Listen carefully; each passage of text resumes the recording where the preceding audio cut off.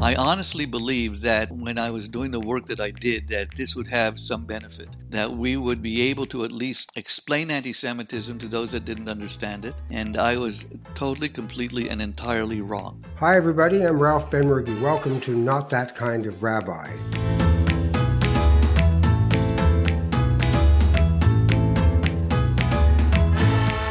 I want to interview somebody today who, on and off, we've bumped into each other through life. And I've even had the pleasure of being at his home for a Shabbat. And he has spent a life doing the heavy lifting that many of us don't do when it comes to things that pertain to social justice, and particularly to the Jewish community in Canada. He was the CEO of the Canadian Jewish Congress after working there for a long time. He spent his last 5 years there as the CEO. And the Canadian Anti-Hate Network was his last passion of 5 years, and now he's emeritus and a founder and a wonderful person to boot. My guest today is Mr. Bernie Farber. Hello, sir. How are you? Hello, Ralph. It's so good to see you. And I mean that sincerely. Sometimes people say that and they don't mean it, but I do. It's been a long time. It's been a long, I think the last time I bumped into you, I was working in government and you were walking out a door and I was walking in a door and was going to a meeting. Is that not life? We walk through doors, indoors, sliding doors. I wanted to start with just, you had the skills to be a CEO. You could have done anything. You could have ended up in the profit sector. But I think your father and what he went through in life seems to have had a lot to do with why you chose to go the route of justice. Mm-hmm. Can you talk a bit about him and about what effect he had on your choices in life? My late father, Max, was a survivor of the Holocaust. He had 7 brothers and sisters, cousins, aunts, uncles, friends. Not one survived the Shoah, but him. And it occurred to me that something is wrong there. And I spent much of my early childhood asking a lot of questions that my father found it, I think, difficult to answer, but did not, to his very great credit, avoid them. He gave quick, simple answers when I was young, and gave more complicated answers as I grew older. I guess the guiding principle that set me on this road was something my father told me about survival. Because I kept on asking him, well, how did you get here? Why? How is it possible that that you survived and your brothers didn't? And he would say to me, he said to me once, in order to survive the Shoah, in order to survive the Holocaust, you needed 1,000 miracles. 999 were not enough. The injustice of it all terribly troubled me as a young person and as I grew older. In the work that you've done, and recently with the Canadian Anti-Hate Network, for instance, and in the climate we're in now, where's your head right now in terms of where we're at? It's a good question, and it's been since October the 7th that I have actually come back and started doing some work with United Jewish Appeal Federation and some of my old colleagues because it's kind of Tuchasaf and Tish time. This was what happened on October 7th for me changed everything.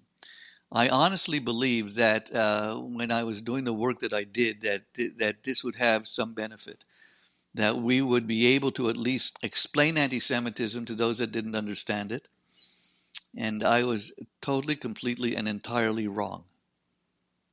The time I find myself in now, with my children and my grandchildren, for whom I was doing the work that I was doing, this is part and parcel of why I chose, the path that I chose.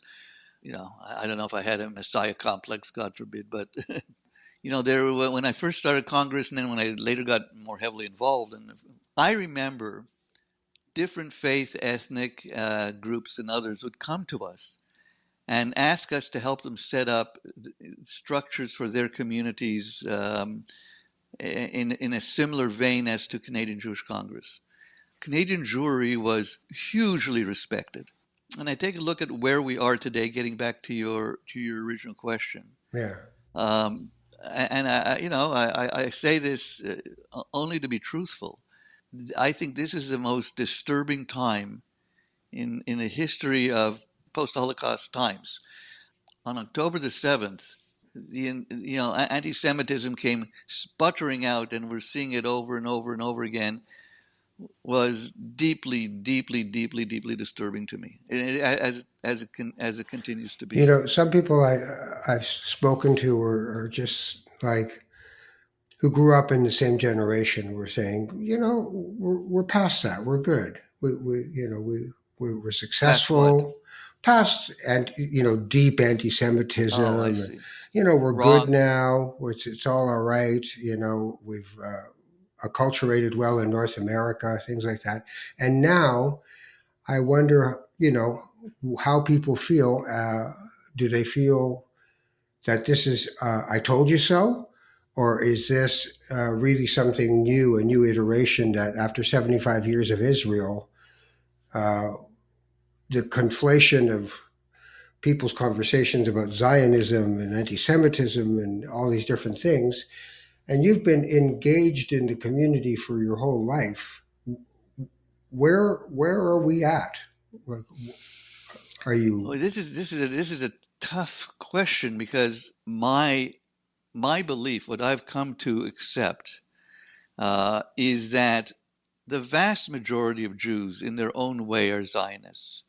They might define it differently than you or I. So, for example, my father, because he came from Europe, and there were you had the Paul Zion, and you had the Histadrut, and you had all kinds of various different takes on Zionism.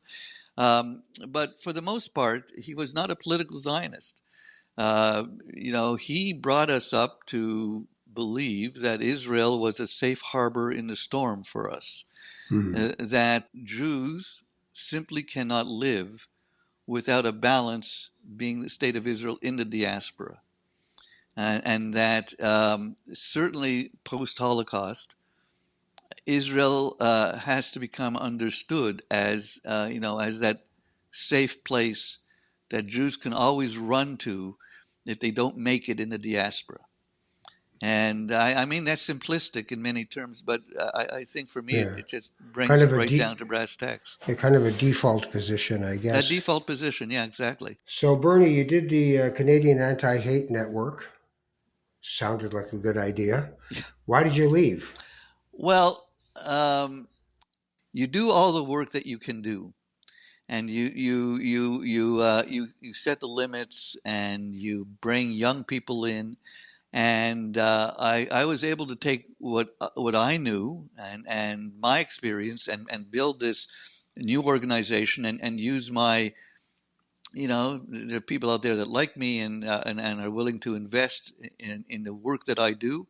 But we needed, I believe, we needed an organization that monitored the extreme right at that time.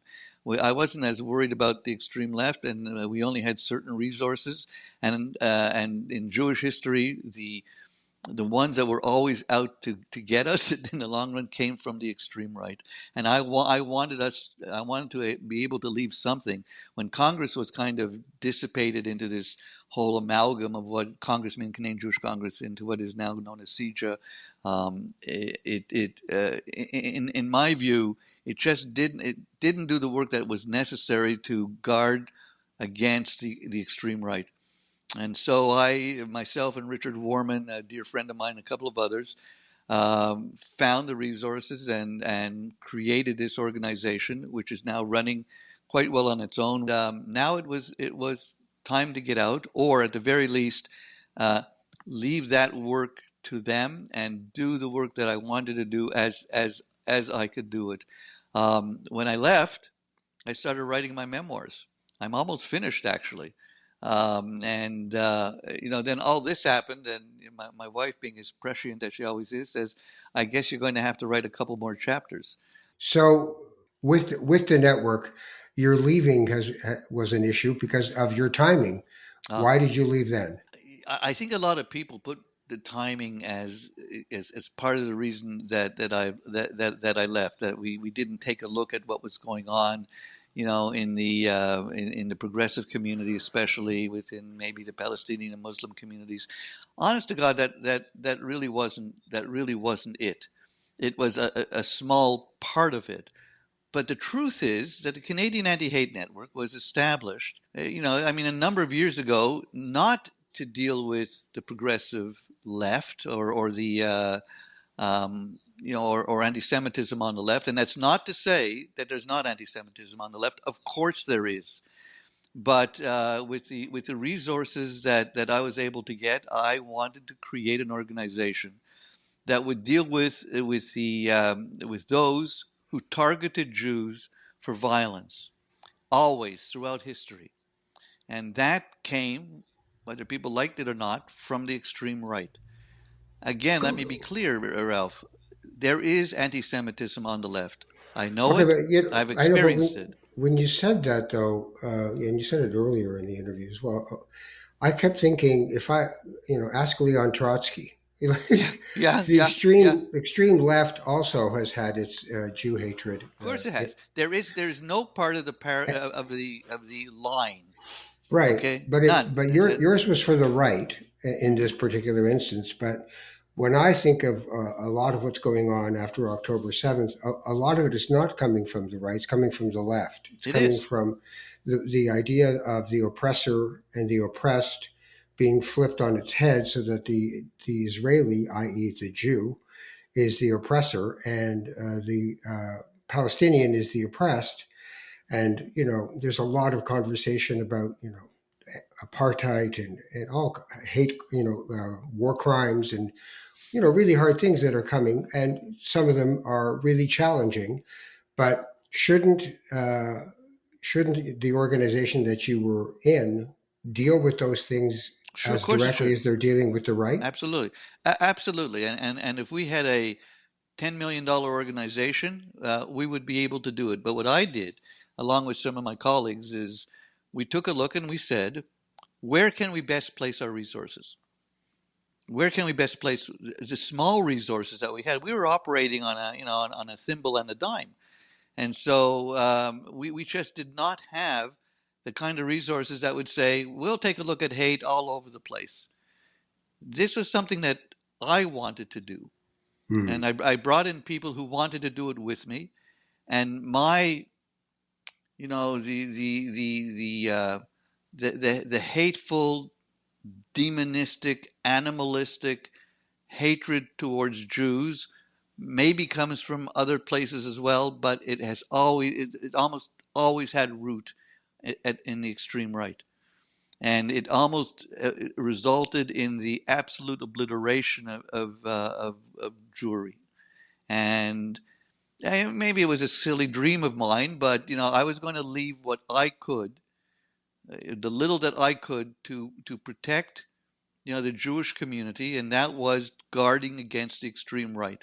That's where I really believed the danger for Jews exists, continues to exist, may take a break, but will always exist in murderous, poisonous ways. And that's where I came from, and that's sort of where I wanted to ensure that I could do what I could do.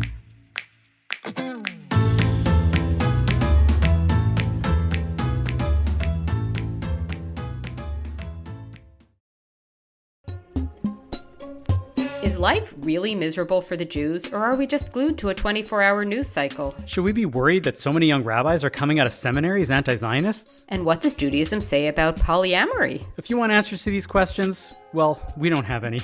But we do love asking them. Each week, tune into Bonjour Chai to hear debates and hot takes by me, Avi Feingold, and me, Phoebe Maltz-Bovey, as we sit down with pundits, rabbis, and scholars to talk about the most pressing issues facing Jews in Canada and around the world. Listen and subscribe to Bonjour Chai at thecjn.ca/bonjour or wherever you get your podcasts. Another guy called me, a good friend of mine called me about 3 weeks into what happened on October 7th and said, "Why do they hate us?" And he was talking about anti-Semitism, and I thought, that would be a very interesting documentary Why do they hate us? Why do they hate us? Because most of the Jewish people I know don't have a really good answer for that, because you can either sort of veer towards exceptionalism. Well, we have more Nobel Prizes per capita, blah blah blah, or you can just go back into don't mind me, don't hit me, I'm okay. No, I And think it's I where's the think it's middle? simpler than that. I think it's simpler than that, to be honest. Really, you think about the world in general, and in order for groups to survive, they need a counterbalance, right? They need they need somebody that they can blame their problems on. It's not my fault that I can't put food on the table, and it's got to be somebody else. Oh, it's the Jews. We are a people in the diaspora. While we think that we have all this authority and potential power and resources, we in fact really don't. We're a small number. I mean, we're like, what is it, 0.1 or 2% of we're what, 14 million people. I would ask very smart friends of mine, how many Jews do you think there are in the world? I would get all kinds of numbers: 60 million, 50 million, 100 million. It's insane, and I would say, no, we're 14 million people. And they would look at me like, I had spiders in my eyes. I considered myself part of, a progressive movement. I came out of the post-war movement. I marched in the anti-Vietnam War marches. I did all those right things. I considered myself a progressive person. We set up food outlets, and we did all the right things. Right. From time to time, my status as a progressive was challenged, simply because I was, part of the Jewish community, a wealthy community that had everything it needed. And why are you doing this? And I was able to just kind of let it slip by.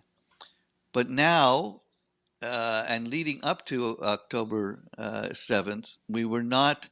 We're no longer there. I mean, we've almost been challenged to accept the fact that we are Zionists, and to say it out loud. And I think lots of Okay. people are afraid to do that. Well, the thing is, I think for some people, it's about what does that even mean? And as a diasporic Jew, what is my ability to talk about? Like, I've known lots of people who are progressive in their own thinking, they think, as Jews. But when it comes to Israel, it was no, Israel right or wrong. That's just that. If you start criticizing from here, you're only going to embolden the people who already hate you. So you got to keep it quiet. I did a documentary series on Israel, I remember and that. It was excellent. so I do remember thank that. you. Yes. And so I was presenting a 50-minute version of the 6-part series at certain synagogues, and part of it during the documentary is about the inequality of that the Sephardim suffer in Israel, and the other part. So it was quite critical of some aspects of the society as it is constructed. And I had people who realized I was being critical about it, and some of them would come up to me afterwards in a synagogue setting and shake my hand very firmly and say, "Thank you," because they couldn't speak up. They couldn't say anything. What responsibility do diasporic Jews have if they're going to be associated with Israel through Zionism? What is the responsibility of a diasporic Jew to speak up about things they don't agree with? We do have a responsibility. So where is that right now? Right now, that Is it it's no. muted again? Yeah, it's nowhere right now. It's nowhere right now. I think it will come back, mostly because there's, in my view anyway, a government that is very problematic for progressive or just run of the mill members of the Jewish community. Yeah. It will return once things and things will come back to some kind But of a isn't this the normal. time? Isn't this the time to speak up No, and say, this is the time to speak up. And by the way, no, people I know are speaking up. I don't know many people in my bailiwick. Listen, I'm in my late 60s, 70s. Many I know will say, look, I still hold on to the concept of a state of Israel, of a state for Jews or a Jewish state. There will be times like now when I will have nothing to do with the government of the state of Israel and the policies it puts out and the things that it does. I will have nothing to do with it, but it doesn't stop me from saying I'm still a proud Jew who embraces the concept of a state of Israel as we see it, as we want it to be, So what do you do? democratic state. So what do you do with the actions of that state at the present moment, when they are defining us in the diaspora and the conflation of that idea of what Israel does is what a Jew is, and what a Jew is what Israel does? Like, what do we do with that confusion at this point? I think that if we were given half the chance, Jews would and have and do speak out against the excesses, for example, of Bibi Netanyahu government, while at the same time they embraced the concepts of peace. I mean, I honestly, Ralph, maybe I'm whistling Dixie here, but I don't know many people in my circle who don't want peace, who don't support this so-called two-state solution, who want a some kind of a state, like a state for Jews, a state for Palestinians.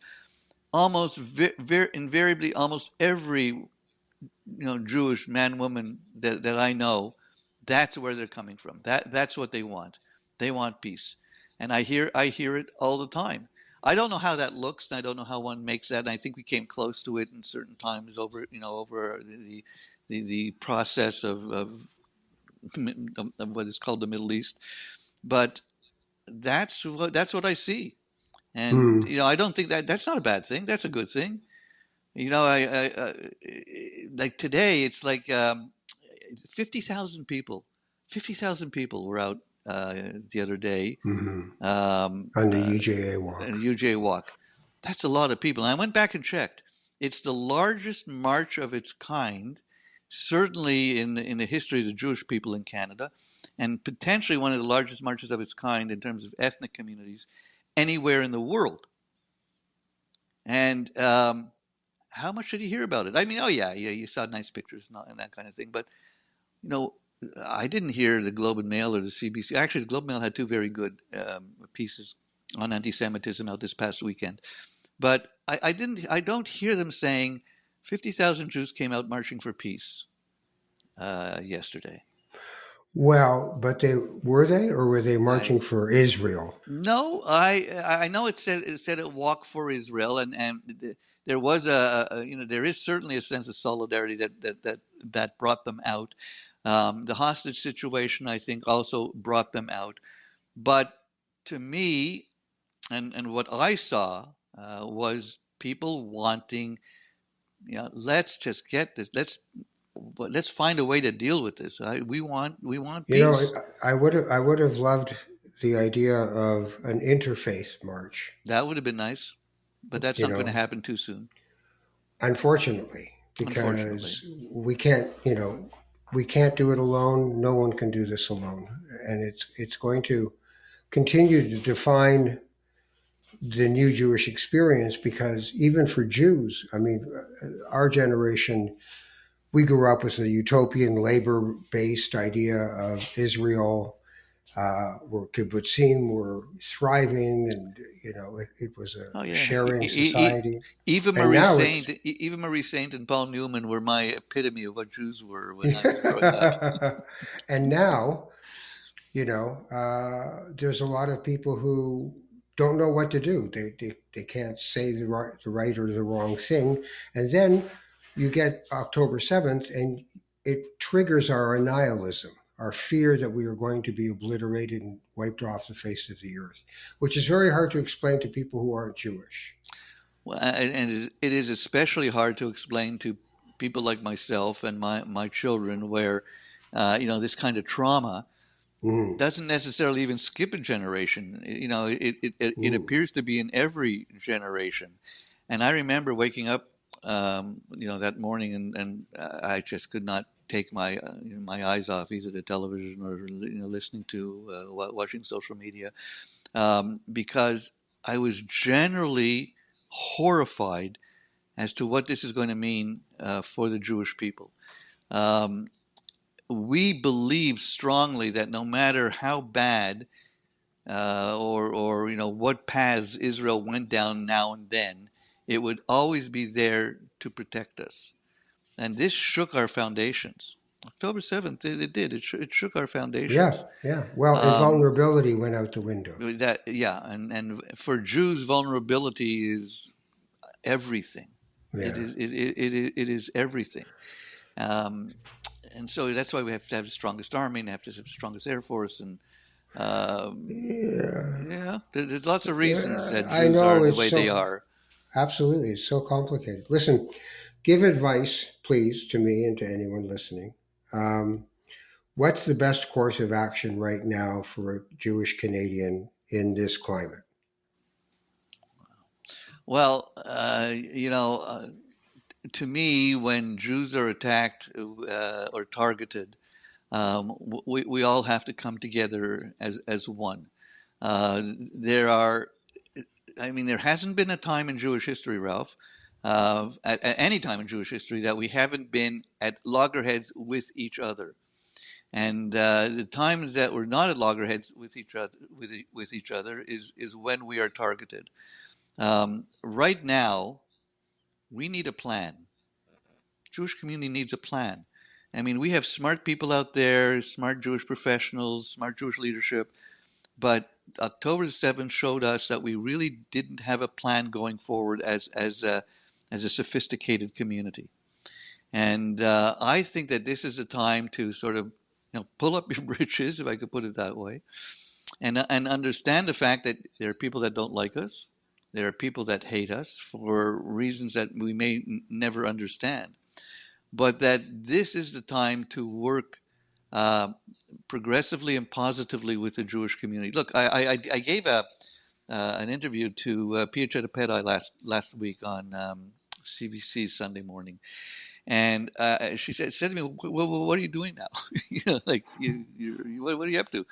So I said, well, I'm doing some work in terms of trying to find that the leadership within both my community and the Muslim/Palestinian community to see if there are ways that we can engage in courageous dialogue, because that's what it's going to take now. Mm-hmm. And I'm not sure I'm going to be able to do all that. I'm getting tired. Well, it's not for one person to do. Bernie, thank you for this. I really Thanks, appreciate Ralph. it. It was nice to see you again, and we do owe each other a coffee, if not more. We do. Bernie Farber is my guest on Not That Kind of Rabbi, in case you've been listening and thinking, who is that guy? If you want to listen, all you have to do is Google Not That Kind of Rabbi podcast, and you'll find me. If you want to find out more about what I'm up to, ralphbenmergui.ca, and there I will be, my friends, and you can get in contact and send me an email if you'd like. That's it for this episode. Take care of each other, and I hope we'll see you again on Not That Kind of Rabbi.